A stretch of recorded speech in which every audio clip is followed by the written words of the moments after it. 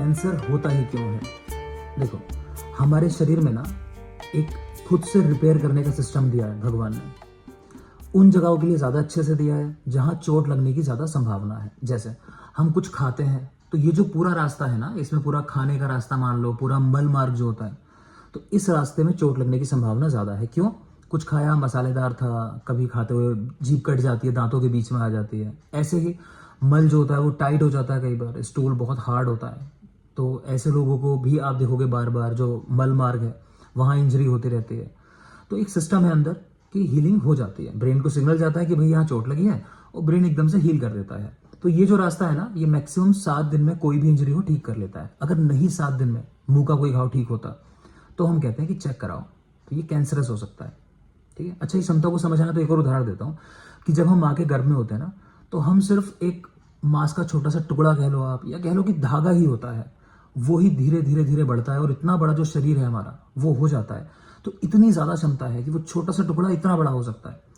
ऐसे ही शरीर में होता है कि आप जब क्या करते हो कि छोटी मोटी चोट लगती है तो ब्रेन आपका ठीक कर देता है। लेकिन सोचो, रोज रोज चोट लग रही है, कैसे लगती है रोज रोज चोट? कि आप चूना खाते हो, तंबाकू खाते हो, गुटखा खाते हो, शराब पीते हो, तो रोज रोज आपको चोट लग रही है। आपको मल मार्ग की समस्या है, आपका पेट साफ नहीं होता, आप जोर लगा देते हो, रोज ब्लड आ जाता है, रोज छोटी मोटी कट वहां लग जाता है, लेकिन आप ध्यान ही नहीं दे रहे, आपको लग रहा है सब नॉर्मल है। लेकिन ऐसा नहीं है। ब्रेन को एक मैसेज जाता है बड़ा स्ट्रॉन्ग सा कि भैया यहाँ कुछ दिक्कत बड़ी है, तो यहाँ तो रोज चोट लग रही है, तो कुछ ऐसा करो कि इस चोट को ना हम जल्दी से हील कर सकें।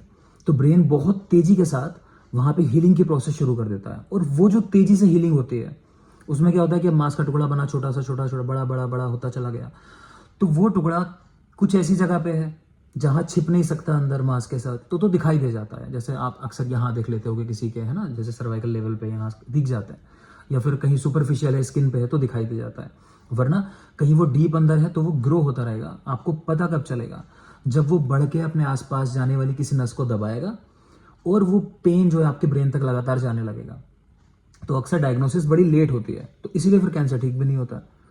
तो क्या करना है? आपको रिपीटेटिव इंजरी नहीं देनी है, कुछ भी ऐसा काम नहीं करना जिससे बार बार चोट लगे। अगर कहीं लगातार चोट लग रही है जो आपके वश में नहीं है तो डॉक्टर से कंसल्ट करो, है ना। जैसे कई लोग चप्पल अच्छी नहीं पहनते तो उनको एक जगह बार बार बार बार चोट लगती रहती है ना। फुटबॉलर्स होते हैं, उनको लगातार कुछ जगह पे चोट लगती रहती है, तो वो भी एक रिस्क फैक्टर होता है। बाकी दुनिया में कुछ चीज़ें हैं जो बिल्कुल एस्टैब्लिश्ड हैं कि हाँ, ये शरीर को नुकसान पहुंचाती हैं ज़्यादा बार बार, और हमारे डीएनए को भी डैमेज करती हैं, तो उनका सेवन नहीं करना। उसमें तंबाकू सबसे कॉमन है, शराब हो जाती है ना। आपका सेडेंटरी लाइफ स्टाइल की बैठे रहे, काम धाम नहीं करते हो ज़्यादा, चलने फिरने का ऐसा।